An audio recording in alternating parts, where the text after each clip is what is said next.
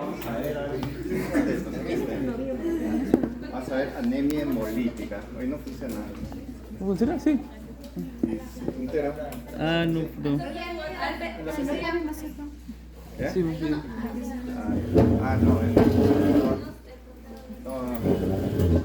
No señala el puntero. Es que es la televisión. ¿Ven bien? O apagamos la tele de acá adelante. ¿Se puede? Ya, ¿y cómo se paga?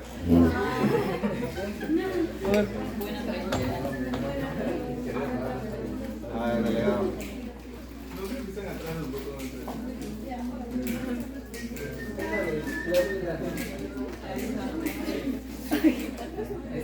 Ya bien, ¿no? Ya bueno. Vas a hablar sobre anemia hemolítica. Sí.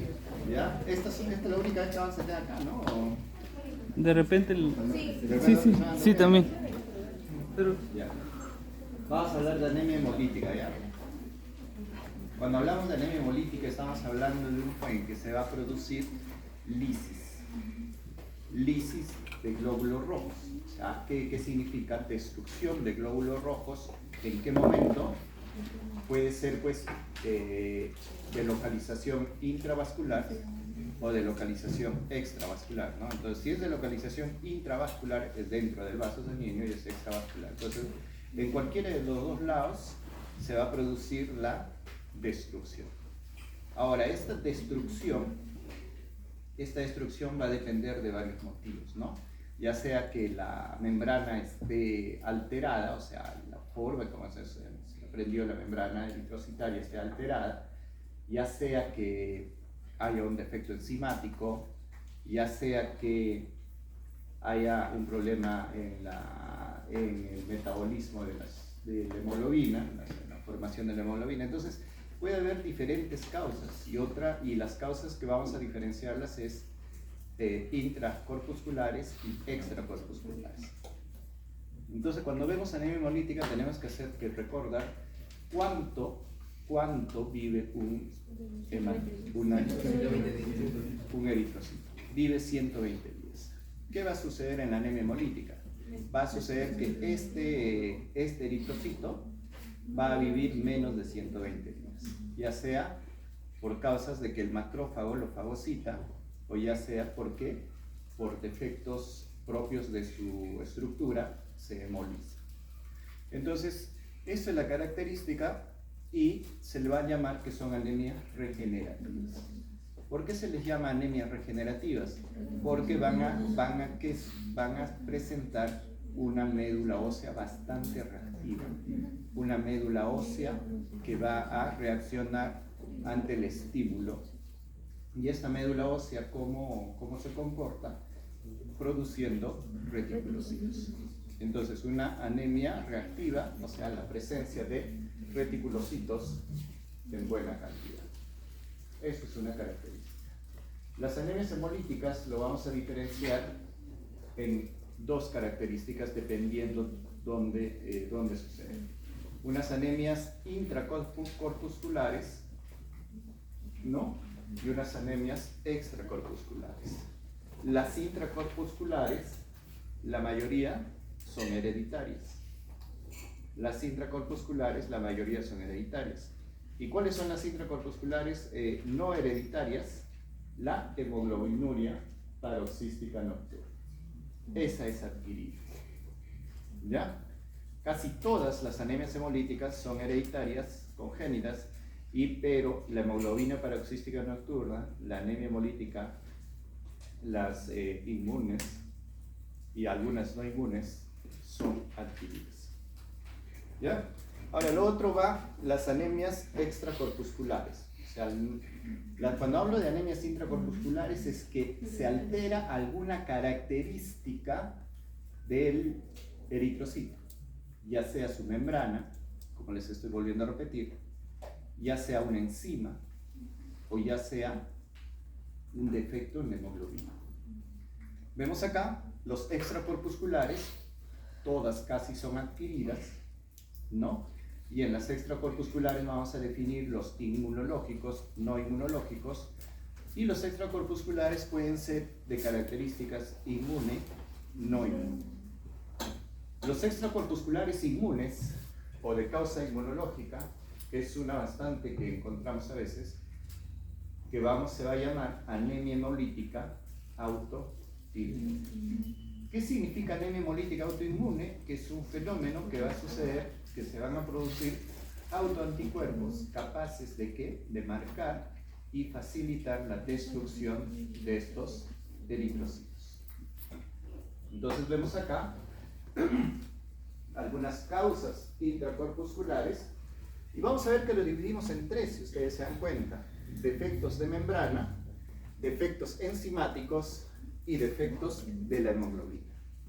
Los defectos de membrana es que la membrana pierde su capacidad de mantener la forma bicóncava.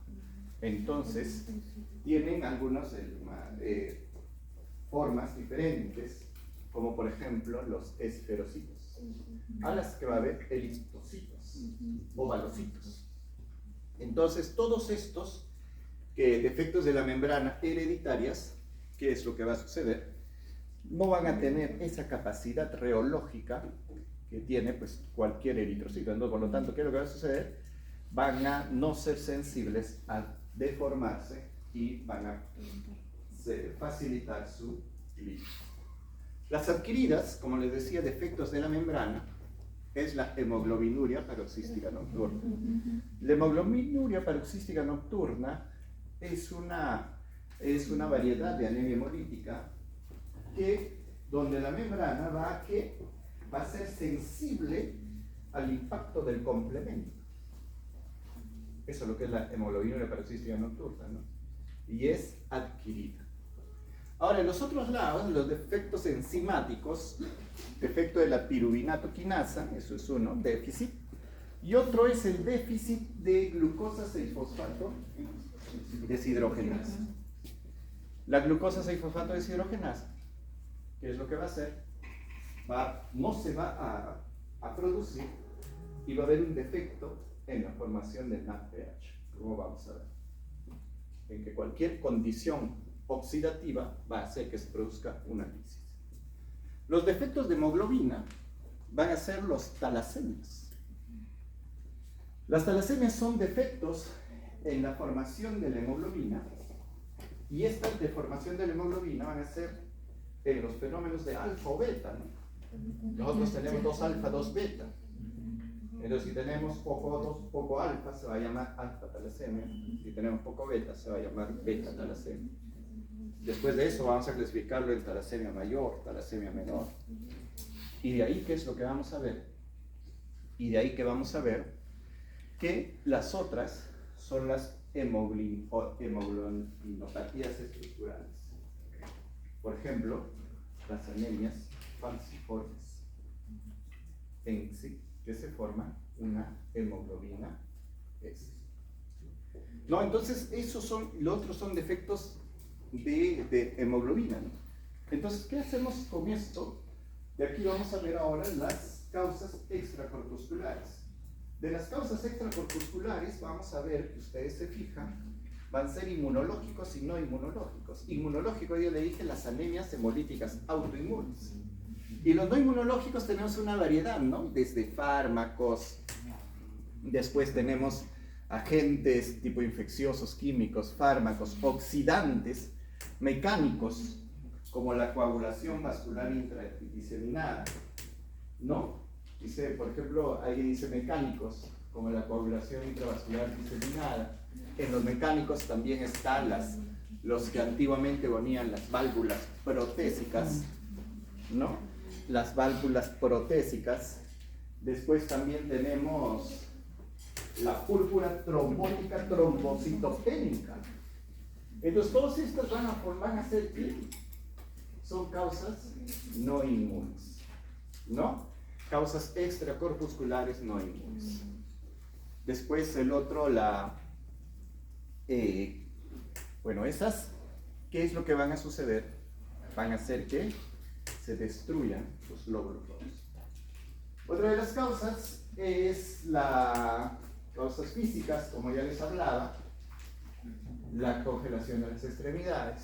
Por ejemplo, ahora, ¿cómo se llama ese tipo de anemias hemolíticas no inmunes, cuya destrucción se da pues porque digamos chocan, ¿no? Por ejemplo con la válvula mecánica, va a producir un tipo de anemia hemolítica que se llama anemia hemolítica microangiopática. Esto es, por ejemplo, en los PTTs. Y las anemias hemolíticas macroangiopáticas es en las válvulas protésicas. Entonces, si nosotros seguimos y vamos a ver que las anemias hemolíticas tienen de localización dónde se van a destruir, ¿no? Dependiendo de dónde se destruye. Si se destruye dentro del vaso, va a ser intravascular. Y si se destruye fuera del vaso, va a ser extravascular, ¿no?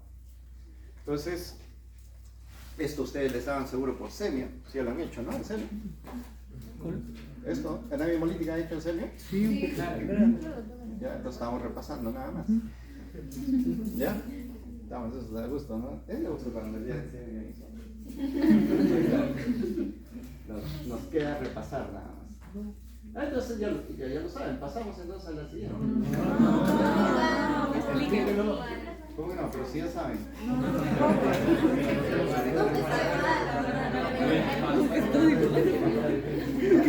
Saben que lo han hecho, pero no saben si saben o no saben. Sí saben, pero sí saben que lo han hecho. ¿Quién lo ha hecho? ¿De tu mamá ni? Bueno, independiente de quién haya hecho la clase, pero ya estamos viendo anemias hemolíticas. Entonces se llama anemia hemolítica microangiopática. Esa es la que les decía. Y las anemias, su destrucción es intravascular y la otra destrucción es extravascular. Entonces, dentro de las anemias intravasculares, la destrucción es la anemia hemolítica autoinmune, ¿no? Esas son de destrucción intravascular. La hemoglobinuria peroxística nocturna, ¿ya? Y la destrucción extravascular son todas aquellas congénitas que se destruyen en el vaso, en la médula o en el líquido. Ahora, en la presentación clínica, la mayoría son crónicas, algunas son de presentaciones agudas. ¿Y qué decimos en cuanto a algunas características de lo que llamaríamos hemólisis? Hemólisis compensada, o sea, la médula ósea está respondiendo satisfactoriamente, el hematocrito está normal. Hemólisis descompensada, cuando hay un desequilibrio, ¿no? La destrucción de los glóbulos rojos sobrepasa, ¿qué? El proceso de formación. Y la hemólisis parcialmente compensada, presencia de anemia sin necesidad de requerir transfusiones. Entonces, bueno, a partir de eso. Entonces, los mecanismos que utilizamos para que se produzca es la hemólisis extravascular. Es que todo, en esta hemólisis extravascular, todo sucede en el sistema fagocítico mononuclear. Este sistema fagocítico mononuclear está disperso y mayormente descrito en el vaso, pero puede estar en el hígado y puede también a veces encontrarse en la médula ósea. Entonces, ¿qué va a suceder? ¿A causa de qué? De que existe alguna alteración enzimática, alguna alteración en las membranas rígidas, como dice ahí, o un aumento de la permeabilidad de los cationes, ¿no? Por ejemplo, en la glucosa 6-fosfato deshidrogenasa hay un defecto de los cationes, mucho sodio ahí, ¿ya? Membranas rígidas, por ejemplo, los esferocitos, elictocitos, ¿no? ¿Qué es lo que va a suceder? Va a suceder que el macrófago, una vez que fagocita a este eritrocito con cualquiera de estas características, va a producir una hemoglobina, va a producir una globina de un grupo M. Ese grupo M, ¿qué es lo que va a suceder? Ese grupo M va a destruirse y se va a formar biliverdina. La biliverdina se transforma en bilirrubina indirecta. o bilirrubina no conjugada. Y esto también, porque o bilirrubina no soluble. ¿Por qué? Porque para que se transporte necesita de albumen. Entonces esto va hacia el hígado. En el hígado se conjuga con la glucuroniltransferasa, fenómeno conocido como glucuronización, y va a pasar a ser bilirrubina directa, estercobilina o globulina. ¿Ya? Entonces, ¿qué va a suceder ahora en la hemólisis intravascular? En la hemólisis intravascular sucede que se va a activar el complemento. Uno, por ejemplo, bastante bien clásico es la hemoglobinuria paroxística nocturna. Se activa el complemento. Esta actividad del complemento hace que se destruya la célula. Después el otro, traumatismo físico o mecánico del glóbulo rojo, que les digo, ¿no? Traumatismo físico o mecánico. Por ejemplo, las anemias hemolíticas microangiopáticas o macroangiopáticas, cualquiera de la variedad de estos. Presencia de sustancias tóxicas solubles en el medio ambiente eritrocitario, ¿no? También lo hace. Y aquí está la hemólisis intravascular, que tiene unas características. ¿Qué es lo que sucede, miren, en la hemólisis intravascular? La hemoglobina libre en la sangre, en la hemólisis intravascular, y es diferente, ¿no? El otro es generalmente esa mayor producción de bilirrubina indirecta, pero acá también hay un equilibrio de algo más, ¿no? Es que una vez que se destruya dentro del vaso sanguíneo, la hemoglobina queda libre. Hay un poco de esa hemoglobina que se metaboliza en bilirrubina, ¿no? Pero la gran parte de hemoglobina que queda libre es captado por la aptoglobina. La aptoglobina lo capta y lleva hacia el vaso,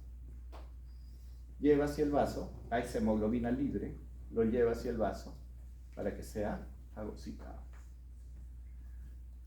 Entonces la hemoglobina lo lleva hacia el vaso o hacia el hígado, ¿no?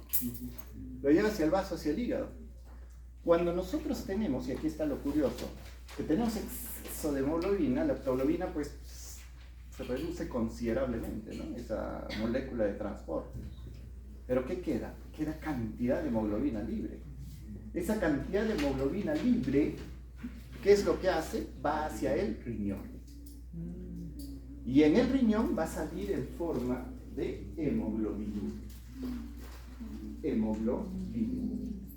Y también se va a almacenar en forma de hemosiderina en el mismo riñón. Ahora, ¿qué resulta? Que ese exceso de hemoglobina también, no, o sea, con la hemoglobina, ese exceso de hemoglobina, se forma metahemoglobina. Ese exceso que no es que la aptoglobina no ha logrado. Esa metahemoglobina hace que suelte el hierro E y suelte la globina. Y suceda por la hemopexina, suceda que se libera como hemopexina o como metalbúmina, pasando al sistema fagocítico mononuclear del hígado. Entonces aquí ya estamos viendo que hay algunas características de lo que es la anemia hemolítica en general. La anemia hemolítica en general, independiente de cualquier intracorpuscular o extracorpuscular, las anemias hemolíticas pueden ser anemias hemolíticas. ¿Qué características tienen? Una de ellas es la bilirrubina indirecta elevada.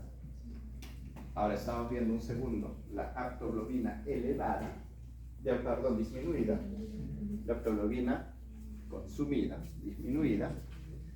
Vamos a encontrar, pues también eso lo vamos a repasar en otra lámina, DHL incrementado, porque el over está incrementado.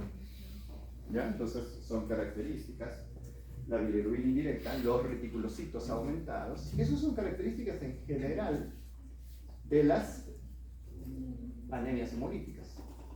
¿Cómo lo estudiamos? ¿Cómo lo estudiamos? Uno, tenemos que sospechar primero. Entonces, ¿en quiénes sospechamos en anemias hemolíticas? Más de las extracorpusculares son las que más sospechamos. Cuando hay ictericia, anemia y esplenomegalia. Cuando tenemos esos tres, podemos sospechar de que este paciente tiene una anemia hemolítica. Pero solamente eso, no. Entonces, ¿qué hacemos? Anamnesis y manifestaciones clínicas. Anamnesis, historia. Si tiene, por ejemplo, si hay un episodio de ictericia, si la ictericia se produjo en la noche, por ejemplo, si la ictericia va acompañada de historias de familiares, ¿no? Si hay litiasis vesicular en una persona joven, está asociada a anemia hemolítica. Pruebas generales de laboratorio para demostrar la hemólisis, ya les dije cuál es: bilirrubina indirecta, DHL, proctolomina, ¿no? Vesiculocitos. Y las pruebas especiales de laboratorio para llegar al diagnóstico de la causa de hemólisis, dependiendo de lo que sospechamos finalmente. Como lo que dice aquí, sospechar de la hemólisis en la triada anemia, ictericia y esplenomegalia. Ojo, esplenomegalia en la pequeñita que está aquí delante. Ponte aquí al lado de tu compañero. Sí. ¿Por qué? Ya saben por qué. Ponte acá al lado. ¿Ya? Entonces sospechamos anemia, hemólisis, anemia, ictericia y esplenomegalia. Ahora, doctor, entonces todos tienen anemia hemolítica. No, más evidente se ve en las extracorpusculares. Anemia hemolítica, extracorpusculares. Entonces, ¿qué hay? Anemia, ictericia, predominio indirecto y esplenomegalia. Entonces, en la anamnesis decimos, por ejemplo, ¿no? Esto no va mucho con nosotros, ¿no? La anemia. Dicen que los del Mediterráneo tienen anemias falciformes. Talasemias. Los negritos, anemia falciforme. Y así, ¿no? Y así cada característica, cada etnia nos puede dar algo que nos llama la atención, ¿no? La historias familiares de anemias inexplicables, ictericias asociadas a litiasis vesicular en personas jóvenes, esplenomegalias o historias de esplenectomías asociadas a anemias hemolíticas, antecedentes de fármacos, abortos. Y aquí teníamos la ictericia, ¿no? Una ictericia con color amarillo, ¿no? Pero no es un color amarillo intenso, la mayoría directa es la que le da. Esto es un amarillo un poco claro. Hay esplenomegalia, litiasis vesicular, ya les dije, en personas jóvenes.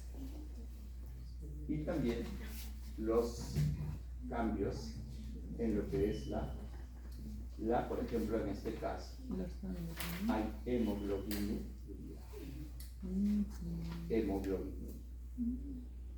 Entonces, ictericia con hemoglobinuria, por ejemplo, y como les dicen, lo que su compañera nos dijo en la clase pasada, cuando la orina sale como te carga como Coca-Cola, ¿no he visto eso? Pero ahí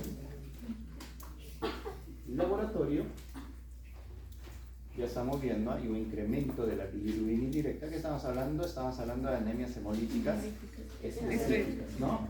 Específicas, o sea, de cualquier anemia hemolítica. Puede haber aptoglobina sérica reducida, puede o no hay, lactato deshidrogenasa elevada por el incremento del cambio del turnover, incremento de reticulaciones, hay todos, ¿no? Todo esto tú dices una anemia hemolítica. Elevación del BCM va a depender va a depender del tipo de anemia hemolítica, ¿no? Hay anemias hemolíticas microcíticas, por ejemplo en talasemias. Hay anemias hemolíticas macrocíticas en las anemias hemolíticas autoinmunes. Entonces, por ejemplo, no te voy a decir, no, está crecido, está grande. Sospecho de déficit de B12, puedo hacer decir eso, una elevación del BCN, no necesariamente, pero está descrito como para sospechar anemia hemolítica, hiperplasia eritroide en la médula ósea. ¿Qué significa esto? Que en el aspirado de la médula ósea hay un incremento de eritroplastos. Hiperplasia eritroide en médula ósea. Seguimos. Si nosotros sospechamos de algún tipo de anemia hemolítica, entonces, ¿qué pediríamos? Un frotis de sangre periférica. Ese frotis de sangre periférica, ¿qué es lo que me va a dar? Me va a dar esferocitos. O puedo observar esferocitos. Esquistocitos. Entonces, los esquistocitos, por ejemplo, las anemias hemolíticas microangiopáticas. Y las macroangiopáticas también se ve esquistocitos. Formas anulares en paludismo, falciformes, la que llaman anemias trepanocíticas. Dacriocitos, dianocitos, microcitos en talasemia. La talasemia es una anemia hemolítica, microcítica, hipocrómica. ¿No? Es como diagnóstico diferencial de las anemias microcíticas en general. Las anemias microcíticas en general se van a hierro, enfermedad crónica y talasemia, principalmente las beta-talasemias, principalmente. Entonces vamos a estudiar algunas de estas anemias hemolíticas y los vamos a repetir ahora porque vamos a estudiar cada uno de ellos. Anemias hemolíticas intracorpusculares y extracorpusculares. Nuevamente repetimos, las intracorpusculares, las que tienen defectos en la membrana, defectos enzimáticos y defectos en la formación de la hemoglobina. Y las extracorpusculares son las de tipo inmune y no inmune. Vamos a ver. Hoy día nos dedicamos a las intracorpusculares. Entonces, las intracorpusculares, ya estamos viendo, lo que vamos a realizar son dos, ¿no? Que son congénitos y adquiridos. Congénitos es la esferocitosis hereditaria, es lo que vamos a revisar hoy día. La hemoglobinuria paroxística nocturna es adquirida. Las enzimopatías, la piruvato quinasa, déficit de piruvato quinasa no es muy común, pero lo que sí es más común es el déficit de glucosa 6-fosfato deshidrogenasa. Eso es lo más común. Ahora me preguntan, ¿yo cuántas veces he visto eso? O sea, hemos puesto como diagnóstico diferencial en pacientes con pancitopenia. Pancitopenia puede ser, ¿no? Pero no, digamos, hemos hecho los estudios ahora. Por ahí habré visto una vez, 2 veces, pero no más tampoco, ¿no? Enzimopatías, desde ese dato de la globinuria, y defectos hemoglobínicos, vamos a ver las talasemias, las alfa y beta talasemias. Entonces vamos a empezar la esferocitosis hereditaria y justamente la característica es que la membrana, ¿qué hace? Se vuelve rígida y tiene forma de un esferocito. Entonces esa forma de esferocito, esto es por herencia autosómica dominante, y su fisiopatología es pérdida de la estabilidad mecánica horizontal, alteraciones en la interacción vertical. O sea, el problema, ¿saben dónde es? En las proteínas de la membrana plasmática. No es en los lípidos, es en las proteínas. Y más aún, las proteínas del citoesqueleto. Presentan permeabilidad aumentada al sodio, es decir, de la esferocitosis. Esa permeabilidad incrementada al sodio puede hacer que estos esferocitos sean muy sensibles a cambios osmóticos. Entonces, por cualquier motivo, por cualquier situación, a este paciente se le expone a una solución hipotónica y rápidamente se destruye, se lisa. Entonces, aquí nos dice que el defecto primario es en el esqueleto, el citoesqueleto. haya un aumento de inestabilidad de la membrana, con pérdida de la membrana y disminución de la superficie con relación al volumen. Eso se forman los esferocitos.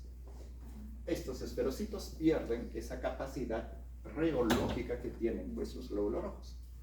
Se disminuye la deformabilidad. Entonces este reticulocito, ¿qué es lo que va? Choca con el macrófago y el macrófago lo fagocita. Se retienen en el vaso porque como no se deforman, cuando hicimos circulación esplénica, vimos que para que pase el vaso, el eritrocito pues cambia de forma y pasa por el vaso. Entonces aquí se retiene en el vaso y ¿qué es lo que sucede? Hay una variación del pH, se aumenta el contacto con los patógenos y produciendo daño y hemólisis. ¿No? Entonces, ¿cuál es la clínica? En esto, como es una destrucción en el vaso, va a ser extracorpuscular. Y la mayoría de los extracorpusculares hacen esplenomegalia. Por ejemplo, ahí sí hay anemia, ictericia y esplenomegalia. Pueden estar asintomáticos, cerca del 20%. El 20% de pacientes pueden resultar asintomáticos. Y está asociado a lo que ya hemos dicho, litiasis vesicular. La presentación es más en la infancia y en la niñez, porque obviamente ya hay algunos que incluso sobreviven con eso. Entonces tú lo ves y lo ves de adulto. Yo lo vi en una gestante, ¿de acuerdo? Me llamaron para hacer un riego quirúrgico y el ginecólogo le dijo, ¿no? ¿Y qué antecedentes tiene? Tengo esferocitosis. Ya a las 3 de la mañana el ginecólogo decía, ¿lo opero o no lo opero? ¿No? Y que de aquí vamos a sacar algo de tratamiento. Pues el tratamiento de la esferocitosis es soporte transfusional. O sea, si es que esta anemia por esferocitos hace que tengas compromiso hemodinámico, hace que tengas una anemia sintomática, transfunde. Y si no tienes compromiso hemodinámico, anemia sintomática, el tratamiento es darle folatos, ácido fólico permanentemente.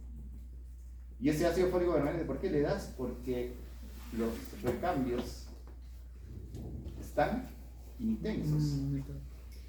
Estos recambios intensos, ¿qué es lo que van a hacer? Van a hacer que tenga mayor necesidad ¿de qué? De folato y de vitamina B12.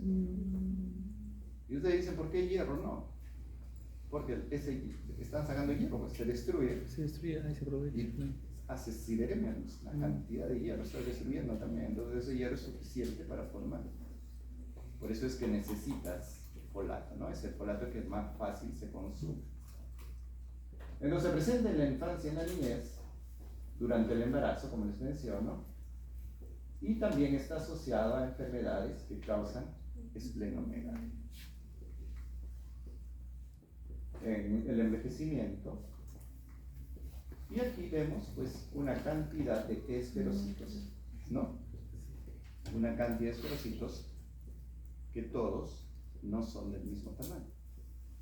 Algunos son esferocitos más grandes, algunos más pequeños, por lo que hay un aumento de la concentración de la hemoglobina vascular media, 30%.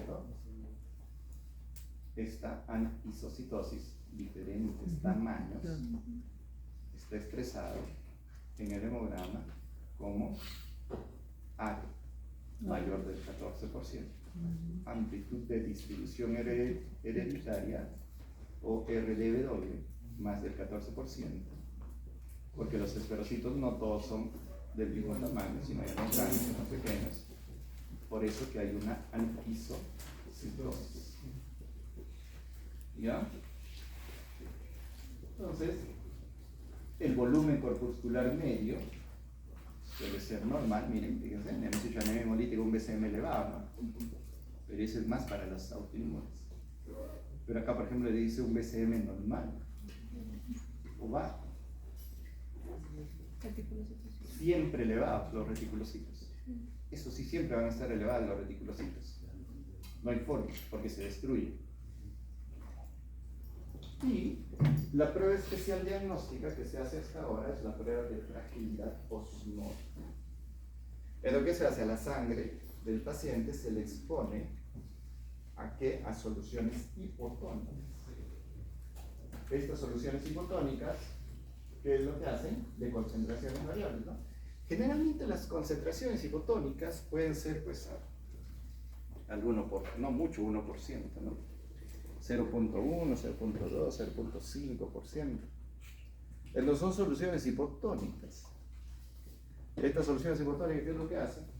Como hay alteraciones en la permeabilidad del sodio, ingresa el agua, de lo que está de bordo, explota. ¿Test de Coombs? No. El test de Coombs, ¿no? El test de Coombs se hace en las anemias hemolíticas inmunes. Acá no está, o sea, aquí el problema ¿cuál es? El esferocito. La forma. El citoesqueleto es el problema. A ver, ¿cómo podría ser positivo? O sea, ¿qué es el Coombs? Es una prueba de anticuerpos. Prueba de anticuerpos. ¿Solubles o no solubles? Pegados a la membrana o libres. Libres. Ya, y aquí hay anticuerpos. No hay anticuerpos. No. En los esferocitos no hay anticuerpos. Así que no habría razón de pedir un Coombs. Más bien diríamos, ¿es Coombs? Negativo. Es Coombs negativo. Entonces, ¿qué hacemos el tratamiento de la esferocitosis hereditaria? Algunos, los leves, no requieren tratamiento, yo les digo que están compensaditos. Y la terapia transfusional. ¿Ya? Terapia transfusional. Eso recuerda. La hemoglobina está muy baja. Hay compromiso hemodinámico, porque hay falla cardíaca secundaria a esto. Hay que darle soporte transfusional. El otro, si mi problema es, dice que los eritrocitos, como están de redondos, ¿no? Van y ¿qué pasa? Llegan al hígado, perdón, al vaso, no puede pasar, todos se van estancando ahí, se van estancando, el vaso va a crecer. Entonces, hay esplenomegalia. Entonces, mi problema, ¿dónde está? En el vaso. Si mi problema está en el vaso, ¿qué hago? Esplenectomía. Y obviamente, antes de la esplenectomía se le va a en casos moderados o graves, la esplenectomía. Y si no hay respuesta post-esplenectomía, podemos buscar vasos accesorios. Esto, ácido fólico permanentemente. Ya les dije por qué. Porque el ácido fólico se consume más fácilmente en este tipo de patologías porque necesita mayor cantidad de recambio celular. Ahora vemos la alteración en la membrana, pero del tipo aquí. Aquí está, la hemoglobinuria paroxística nocturna. Es una membranopatía adquirida y miren, la característica es que falta el gen, se origina por la mutación adquirida del gen PIG-A. Este gen PIG-A es lo que hace, genera, vamos a ver acá, hace que se produzca y tenga la membrana el CD55 y el CD59 en la membrana del eritrocito. ¿Para qué? Para que los haga menos o no sensibles a la actividad del complemento. Entonces, al carecer de CD55 y CD59, condiciona a una sensibilidad normal al complemento. Entonces, ese déficit o alteración o mutación del gen PIG-A. ¿Ya? Dentro de la clínica es de inicio insidioso, o sea, es una anemia crónica. Su evolución es prolongada y es variable. Y el cuadro típico son crisis hemolíticas intravasculares, ojo, y curiosamente se producen nocturnos. Por eso se llama, y de aquí nomás sacamos, ¿no? Hay hemoglobinuria, es paroxística. ¿Por qué? Porque no dices, pues, esta noche tengo mi crisis. No. ¿No? Cada 2 o 3 días. No. Se llama paroxística. ¿Por qué? Porque puede ser variable. Su presentación puede ser de presentaciones no predecibles, ¿no? Variables. Por eso dice ahí una periodicidad irregular. Hay presencia de hemoglobinuria. Y se relaciona con eso. Por eso se llama hemoglobinuria paroxística nocturna. Lo curioso de la ex delegada, que me escribe que ahora llega y se duerme en clase. Esa quiere decir, vamos a bloquear. Ya me escribe, doctor, no quiero llegar. Doctor, lo estamos esperando. Aquí duerme.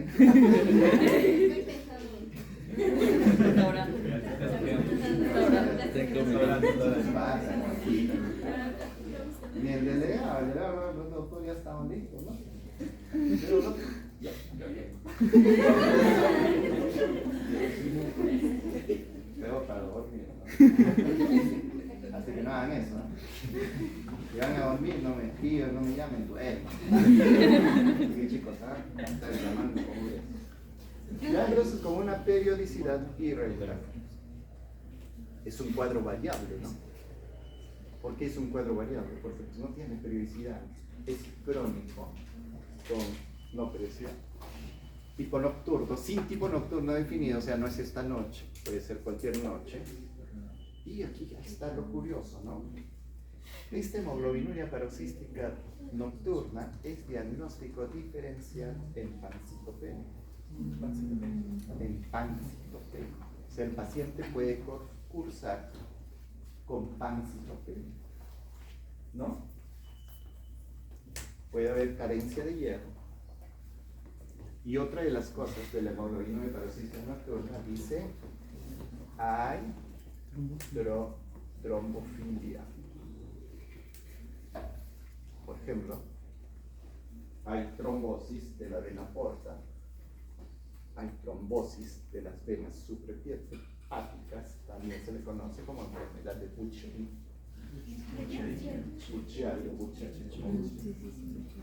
Cuando ustedes sospecharían en estas personas, asociado a pancitopenia, con una hemoglobinuria, sospecharían de que de hemoglobinuria paroxística nocturna. Ahora, como no hay neutrófilos, o sea, como hay pancitopenia con compromiso de neutrófilos, son más sensibles a adquirir infecciones. Entonces, eso así hace la hemoglobinuria paroxística nocturna. Y aquí es lo que dice, ¿no? Relacionada con la hemólisis intravascular, hay anemia, hay hemoglobinuria, le dije, ¿no? Hay coleritiasis y puede haber compromiso renal. ¿Ya? Y lo que sí hay, trombofilia, trombosis. ¿Y qué tipo de trombosis? Mayormente trombosis abdominales. Trombosis de la venosa abdominal, ¿no? Trombosis de la vena porta. Consecuentemente, eso puede llevarnos a hipertensión portal y trombosis de las venas supraepáticas. La trombosis mesentérica es menos frecuente. Trombosis arterial es menos frecuente. Entonces ya le dije, hay insuficiencia de la médula ósea, ¿no? En la mayor parte, pancitopenia. Entonces aquí abajo que dice, se acompaña de neutropenia y trombocitopenia, ¿no? Finalmente te va a llevar a trombocitopenia y en el laboratorio hay una hemoglobinuria con nocturna. ¿Por qué? Porque digamos, no está definido completamente, ¿no? Pero generalmente por eso se llama hemoglobinuria paroxística nocturna. Los reticulocitos obviamente van a estar elevados y el BCM ligeramente elevado. Entonces aquí, ¿qué es lo que cuál es mi problema? Mi problema es en la membrana, sí, pero no es que la membrana no se deforme. La membrana es más sensible al complemento, es lo que está diciendo. Por lo tanto, su test de fragilidad osmótica está normal. Su test de fragilidad osmótica está normal. ¿Cómo está negativo? ¿Ve? Está igual que el esferocito, ¿no? ¿Ya? Entonces, si su compañero encuentra que es cum positivo, pues nos va a pasar el de esto, ¿no? Ahora va a decir, no, esto es el manual del CTO. No, en periodo de hematología. ¿Ya? Pero son casos especiales. Ahí está, son casos especiales. Justo tenían el hemolítico. ¿Ya? Entonces, ¿ya? Entonces hay que tener, por eso hay que ir un poquito y razonando nada más. ¿Qué vamos a encontrar en la médula ósea? ¿Qué vamos a encontrar en la médula ósea? Una médula ósea insuficiente. Vamos a detectar células anormales y una insuficiencia medular ósea. Anomalías citogenéticas. Y en el laboratorio, ¿qué cosa vamos a hacer? Citometría. Esa es la respuesta. Citometría de flujo. Entonces, ¿para qué? La citometría de flujo te va a definir si hay alguna característica que no tiene esos CD que nos explica. Entonces, y en lo anterior, lo que está arriba, se hacía antes. En lo que se hacía, se investigaba esto, ¿no? La fragilidad. ¿Y con qué se investigaba? Con los test de Ham y sucrosa, le dicen algunos. Y el test de Ham o test de sacarosa o sucrosa. Ya no se hace, ahora se pide citometría de flujo. Entonces, prueba de Lisa en suero acidificado, prueba de hemólisis con sacarosa. Lo que se hace ahora es la citometría de flujo, donde se investiga la expresión de las moléculas CD55 y CD59. ¿No? Entonces, usted dice, bueno, estoy sospechando de hemoglobinuria paroxística nocturna. ¿Qué pasó? Trombosis recurrente abdominal, acompañada de pancitopenia, extraño, ¿no? Acompañada de pancitopenia, entonces puedo pensar en una hemoglobinuria paroxística nocturna. ¿Ya? La clasificación de la hemoglobina paroxística nocturna, esto pues puede ser desde una típica hasta una subclínica. Una típica donde, miren, en la médula ósea vamos a ver hiperplasia diploide y vamos a ver que en la citometría de flujo más del 50% de las células polimorfonucleares es deficiente en este gen. La subclínica, hay evidencia de síndrome de falla medular concomitante, no hay evidencia clínica o bioquímica de hemólisis intravascular. Diagnóstico diferencial de hemoglobina paroxística nocturna son todas aquellas que producen pancitopenia. Pancitopenia relacionada con hemólisis. Entonces ustedes tienen pues una anemia hemolítica, aptología, todo bajo, en historias de trombocitosis asociado a una pancitopenia o un BCM normal, no un BCM aumentado o un BCM pues en 105, 104, ustedes pueden sospechar de hemoglobinuria paroxística. Por eso les digo que esto lo vemos en diferenciales de pancitopenia. Déficit de hierro persistente e inexplicable. Y esto, ¿ven? Trombosis venosa recurrente, sobre todo abdominales. Aquellos que hacen trombosis venosas. ¿No? Y esto no es común, ¿no? Por ejemplo, hay pacientes que tenían trombosis Butchery, decía un señor, ¿de acuerdo? Él decía, no, yo me han hecho el diagnóstico del síndrome de Butcher, pero no sabía ni eso. ¿Y te ha hecho alguna ecografía Doppler? No, nunca. Solo me dolía el abdomen y me puse IPEC. Así no se hace diagnóstico, ¿no? Entonces, se dicen, pero ya bueno, trombosis venosa, ¿no? O paciente que ingresa con una citis y una hipertensión portal. Y vas buscando y dices, pues qué raro, ¿no? Que tiene varias cosas, ¿no? Le sacas un barrido, te sale aquí una indirecta elevada, y dices que parece que está asociado a una anemia hemolítica y ahí comienzas a juntar cabos. Ataques reiterados de dolor abdominal y lumbar. Cefaleas en individuos con hemólisis crónica, ¿verdad? Entonces, estos diagnósticos diferenciales siguen siendo que no son patologías, pero digamos en los pacientes se nos pueden presentar. El tratamiento de esto es el eculizumab. ¿Ya? Es un anticuerpo monoclonal que hace que se inhiba la expresión del complejo. ¿Ya? Eso se inhiba la expresión del complejo. Eculizumab. Indicación: clínicamente manifiesto un DHL casi sobre 2 de lo normal, debido a la hemoglobina paroxística nocturna, con la demostración de una población clonal significativa. Tratamiento de soporte, ¿cuál es? Transfusión. Cuando hablamos de tratamiento de soporte en anemias, estamos hablando que la hemoglobina tiene que siempre permanecer más de 8. Y tratamiento de soporte cuando estamos en plaquetas, las plaquetas más de 30. Entonces ahí vemos que tenemos menos riesgo de sangrado y menos riesgo de descompensación hemodinámica. Entonces tenemos que dar suplementos de ácido fólico y hierro a diferencia de los esterocitos, ¿no? Los esterocitos, a diferencia de... Podemos estimular con eritropoyetina y podemos anticoagular. Y eso es bien, ¿no? Porque tiene plaquetopenia, pero hay anticoagular. Mira, son fenómenos bastante controversiales.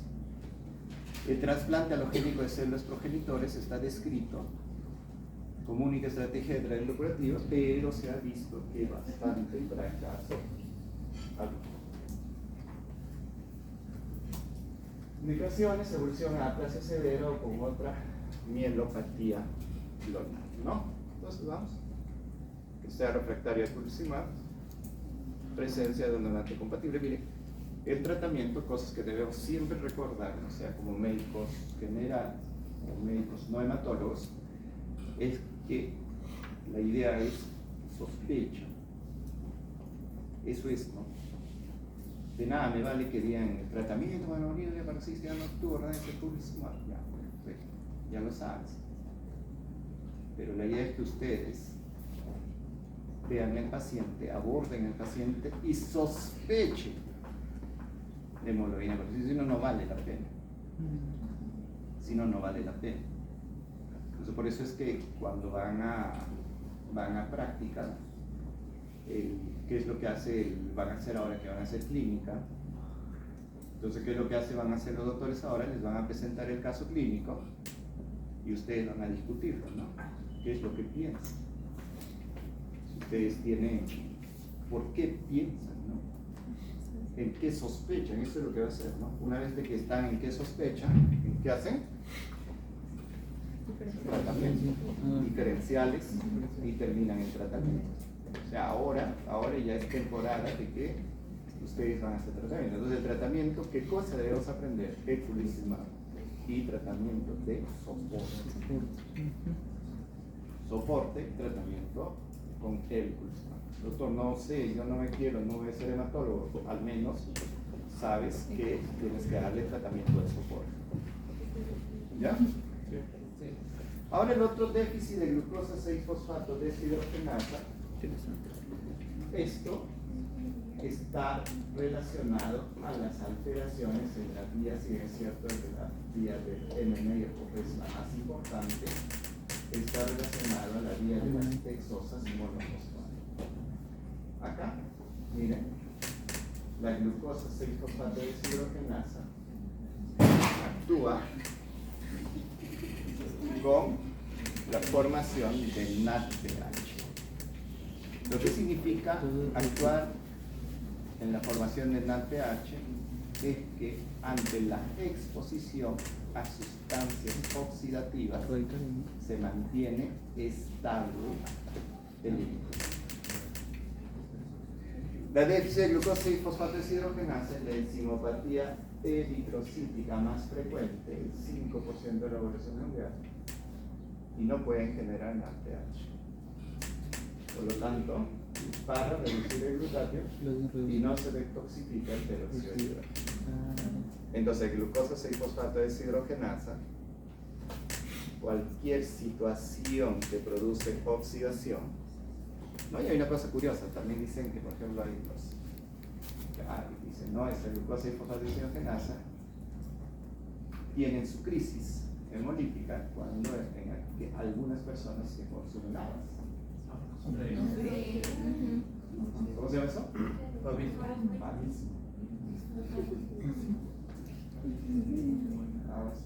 ¿Por qué las habas? La fisiopatología, la hemoglobina es oxidada a methemoglobina. Miren, entonces, ¿qué es lo que sucede? Esta hemoglobina se oxida a methemoglobina, ¿no? Entonces una sustancia oxidante a la exposición. Y después se deposita en la membrana y se llaman cuerpos de Higgs. Se adhieren a la membrana interna del eritrocito. Puede producirse una hemólisis intravascular o extravascular. Más es intravascular. No, extravascular, perdón. Es extravascular. Los intravasculares bien clásicos son la anemia hemolítica autoinmune, la hemoglobina paroxística nocturna, son los más clásicos intravasculares.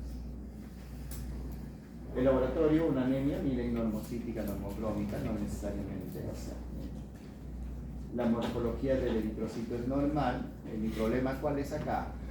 Es la enzimopatía. Obviamente, como es una anemia hemolítica, los reticulocitos están incrementados, la proglobina muy disminuida y la presencia de hemoglobina,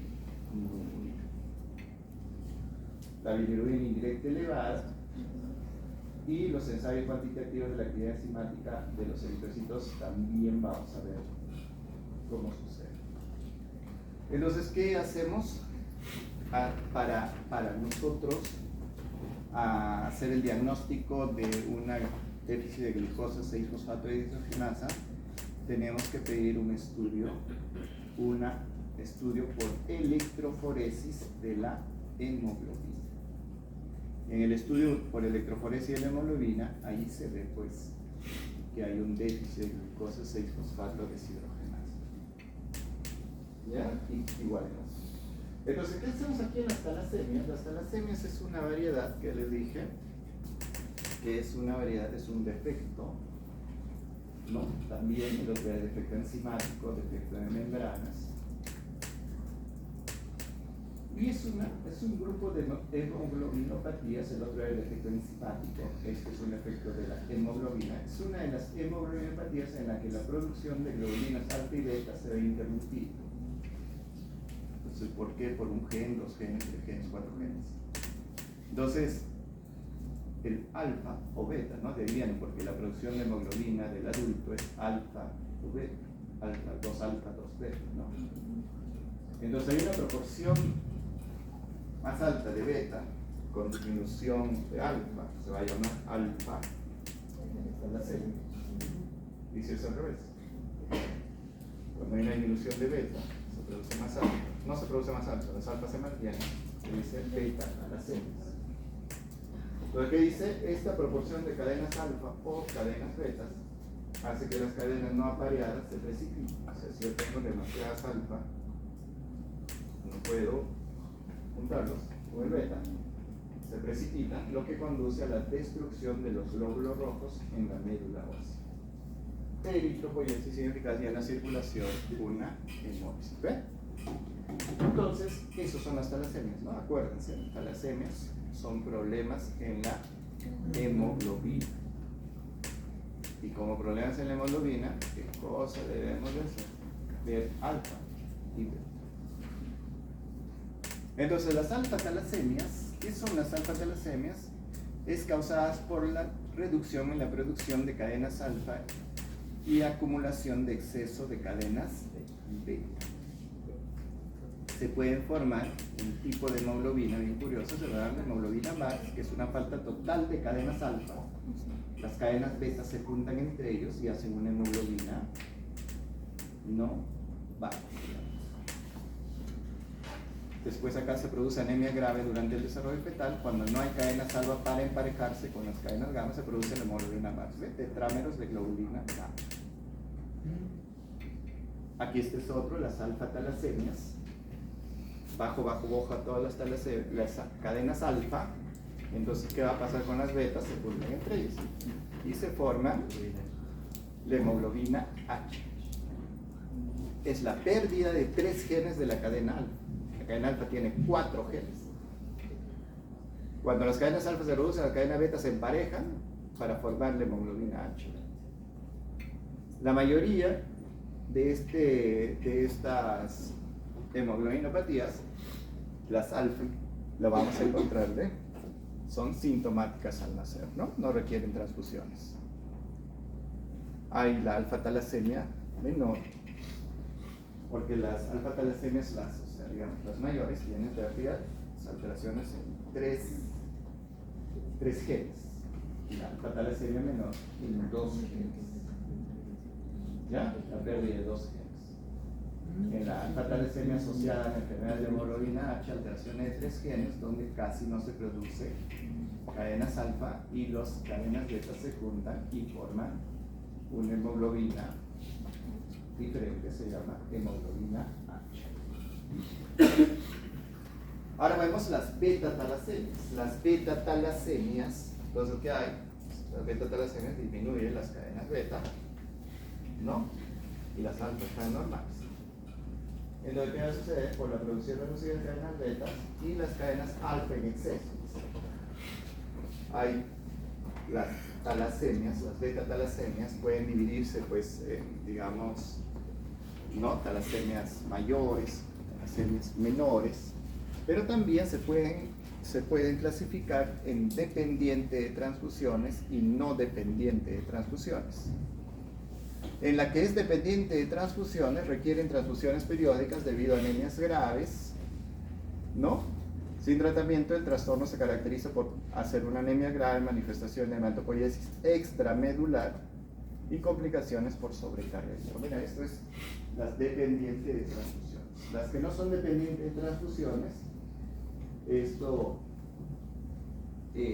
son personas con, digamos, que son de mejor pronóstico, se designaba como beta-talasemia intermedia. Ahora vamos a ver, miren acá, aquí está.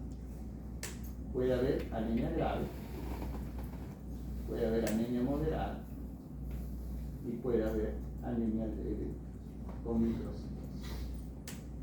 La anemia, cuando hacen anemias graves, no, talasemias dependientes de transfusiones, la que hemos visto acá, talasemias dependientes de transfusiones, también dependientes de transfusiones, a la que llamaban talasemia mayor, que cursa con anemias graves, con necesidad de transfusiones.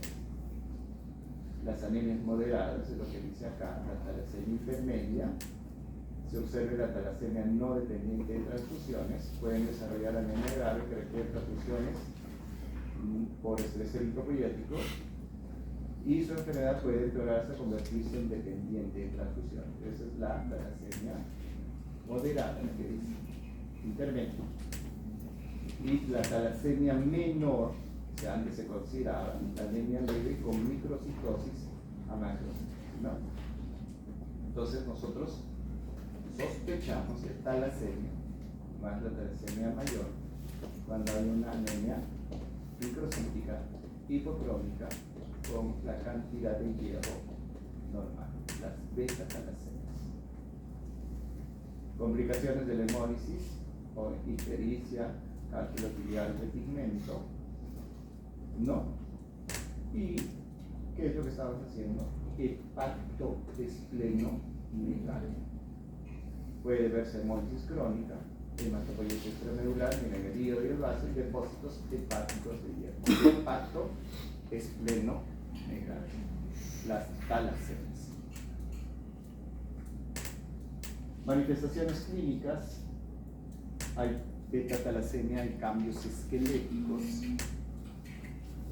Estos cambios esqueléticos, por ejemplo, pueden ver pues, una frontalización, una frente grande, deformidades faciales, la protuberancia frontal, la neumatización retardada de zonas paranasales, sobrecrecimiento marcado de la vasera, y esto es bien curioso, ¿no? Se ven en los niños, en las talasemias, más en las beta-talasemias, estas características. Cambios en el hábito corporal, no crecen, no crecen. Mira, hay un acortamiento de las extremidades más las superiores, los brazos. Puede haber dolor óseo, y estas deformidades faciales, ¿por qué? Por hematopoiesis extramedular, hepatoesplenomegalia, alteraciones en la masa ósea, dolor óseo, osteopenia, osteoporosis. Mira, ¿no? La sobrecarga de hierro secundaria de lipopoiesis ineficaz no se observa en personas con talasemia menor, lo que estaban diciendo, ¿no? La mayor parte de estas complicaciones se asocian a talasemia mayor, o sea, a talasemias ¿con qué?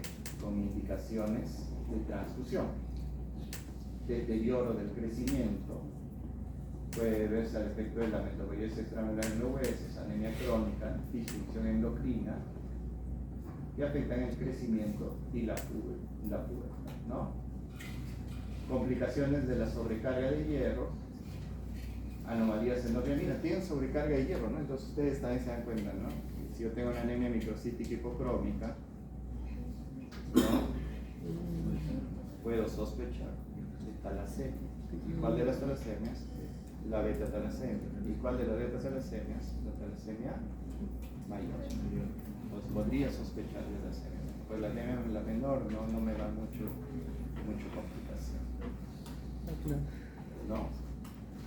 Puede estar asociado a algunas anomalías endocrinas, resistencia a la insulina, deterioro del crecimiento, hipotiroidismo, hipogonadismo. ¿Y qué encontramos en el hemograma? Anemias microcíticas hipocrómicas. Esto es lo que quizás de todo ustedes deben de tener, ¿no? Ahora cuando su profesor de hematología les diga, ¿qué es lo que siempre les van a preguntar? ¿Cuáles son los diagnósticos diferenciales de una anemia microcítica? ¿Cuáles son los diagnósticos diferenciales de una anemia macrocítica? ¿Y qué diferenciales le pondrían a una anemia no hemocítica? ¿No? Eso es lo que necesito. ¿Cómo sospecharían de anemias hemolíticas? Ustedes van a poner, sí, doctor, mi primer diagnóstico diferencial es una hemoglobinuria paroxística, doctor. No. Diagnóstico primer diferencial es anemia hipertérmica por B12, cualquier cosa, ¿no? Pero no en esta con no, yo pienso que es una talasemia menor. No, o sea, eso es, digamos, estamos aprendiendo porque es necesario que ustedes lo tengan como concepto, pero digamos con la frecuencia que vemos, no somos hematólogos, no es una frecuencia constante, ¿no? O sea, no es que lo vas a ver a la semana 1, ¿no? Incluso en los servicios de hematología también, ¿no? Pero para que llegue a un servicio de hematología no es que el hematólogo recién lo sospeche, los que tienen que sospechar son ustedes, ¿no? Sospechan, se enfocan y solicitan exámenes y pueden hacer el diagnóstico y al final puede decir que se van al hematólogo. Pruebas para hemólisis positiva, la que te digo todas las pruebas para hemólisis que les estoy diciendo, y descartar la deficiencia de hierro, ¿ya? Y las extracorpusculares que vamos a ver la próxima semana ¿Por qué? Porque es un tema que si bien es cierto que vamos a hacer un poquito más. ¿Por qué? Porque son las llamadas, tenemos que ver bien las anemias hemolíticas autoinmunes. Eso ya lo han visto también, seguro. Y pues que están asociadas a anticuerpos fríos, anticuerpos calientes. Y lo que su compañero nos decía, asociadas a COVID. Eso sí es mucho más frecuente que toda nuestra clase de ¿ya? Ya nos vemos la próxima semana.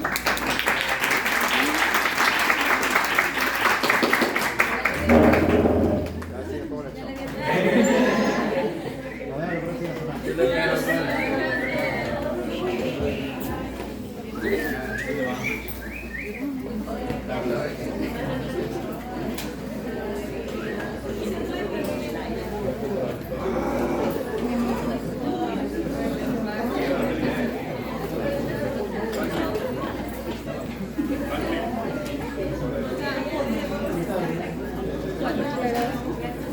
¿Lo paro?